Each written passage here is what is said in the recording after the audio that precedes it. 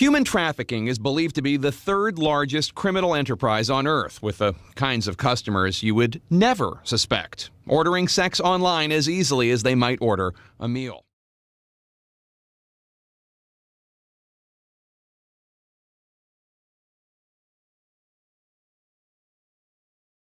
You know, unfortunately, my story is very similar to what we hear today. When I was 13, I met a man who was 15 years my senior, who, you know, didn't kidnap me or throw me into anything. He befriended me. And it took months and months until I gained my trust. And then the trafficking situation started, just like the girls now that's still happening here today.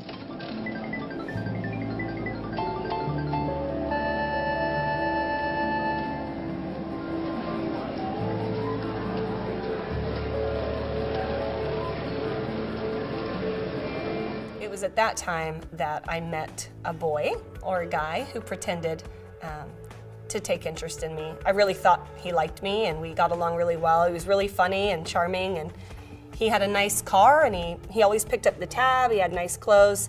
He told me he was a record producer, that he had a band.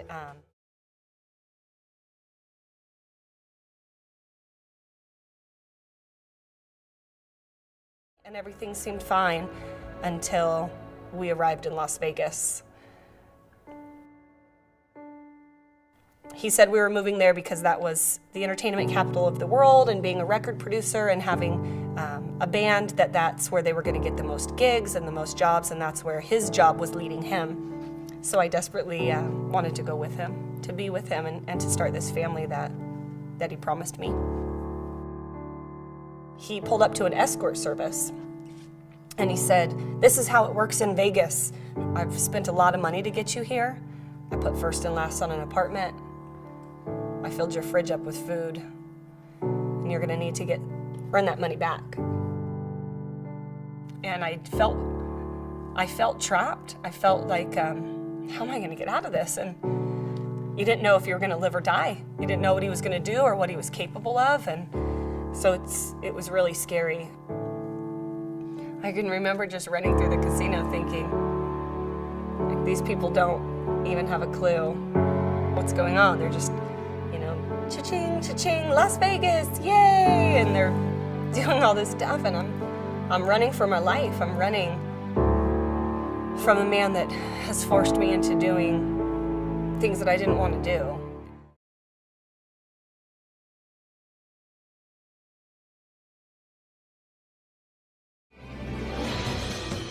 She made a split-second decision that changed everything. I just grabbed the gun and I shot him. From the inside, she looks inside herself from the circumstances that shaped her. It's not only hurting a baby, you're hurting whoever that baby hurts when it turns into the terror that it's going to turn into.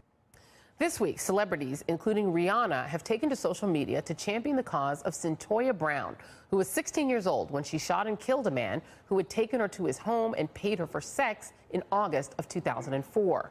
Brown was tried as an adult and was convicted of first-degree murder and aggravated robbery after prosecutors argued that she killed Allen in order to steal his money and guns. But what the jury never heard was the story of Brown's life up to that moment. Born to a mother who said she drank every day of her pregnancy, the repeated rapes, emotional and physical abuse she says she endured as a teenager at the hands of the 24-year-old drug dealer and pimp who forced Brown into prostitution. The night of August 6th of 2004, where did you begin that evening around, say, 7 o'clock? I was in the hotel room. And what were you doing with Cut in the motel room at the In-Town Suites? We were either getting high or having sex. That's all we ever did. He said that I was slipping and that I was starting to become a slouch, that I needed to get out and get on my grind and get some money. What's this guy Cut? What's his real name? Gary and McLean. So how long were you living with him? For like 3 weeks. And then what was he like? Different hotels. I remember one time, the first time he did something to me is when he choked me and I passed out. Because he said I thought he was a joke. What else did he do to you? He talked real bad to me and jacked me up. He pulled me by my hair and dragged me and stuff. He put guns up me, told me to strap and stuff like that, getting that out with other people. Did you ever have sex with the guys? When I put a gun up to me, I did. Did he have sex with you too? Yeah, he had sex with me. Sometimes I don't want to have sex with him. He'd still me. I'd be crying and everything. So how come you stayed with him? You're not listening. I made him money. He wasn't gonna let me go nowhere. He's told me he'd kill me. He knows where my mom lives. And I know the dude choked me till I almost passed out. He's not afraid to kill me. When I left, I was looking for a ride so I can go out to East Nashville. Who were you going to see in East Nashville? Well, I wasn't going to see particularly anyone. I was going to an area that I knew was very, I don't know, it's a lot of people go there and prostitute. Okay. When you walked up to the Sonic, who approached you? A man in a white truck. And is this the person that has been referred to throughout this hearing, Mr. Allen? Yes.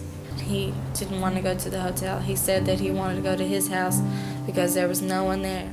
That time he was just finished telling me about his accomplishments and saying how that he used to be in the Army and that he was a sharpshooter in the Army. And then he had told me how a lot of women want him for his money and that he wanted someone to make love with him with desire. Okay. Did you see any guns in the house? Yes, I seen 2 shotguns downstairs and he showed me a chrome gun with a black handle. Where were you when he showed you that? I was sitting at the table eating my food. Do you tend to be a nervous person? Yeah. Was there anything that made you especially nervous that night?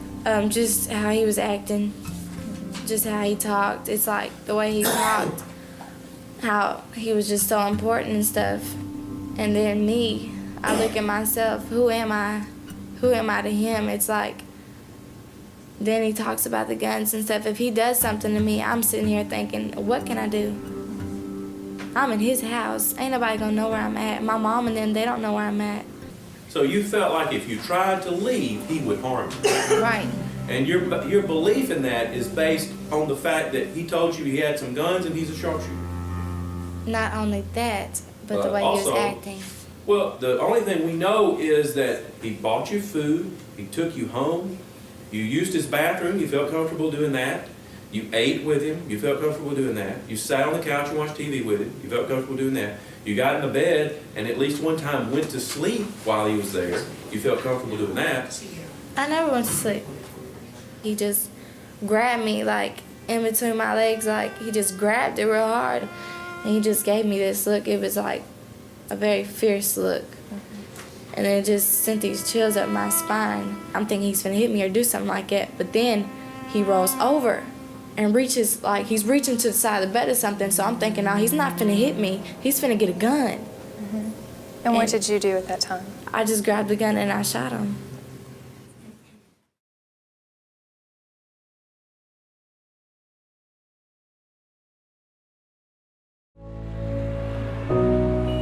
Something you may already know is that in the United States, every day, children are being sold for sex acts. Under federal law and most state laws, these children are considered victims of child sex trafficking. What you might not know about sex trafficking is that many of these children face criminal charges for prostitution. Under many states' laws, these children can be charged with the crime for their own victimization. This serious conflict in our state laws affects children, victims of sex trafficking across our country every day. I've been picked up by cops more times than I can count. I always felt like a criminal. I never felt like a victim at all. Victims don't do time in jail. I've been pulled over, put in handcuffs. I grew to hate the police because you're supposed to be there to protect people, but you're not even helping me. Being a minor, they don't discriminate. You're handcuffed, you have shackles on your feet.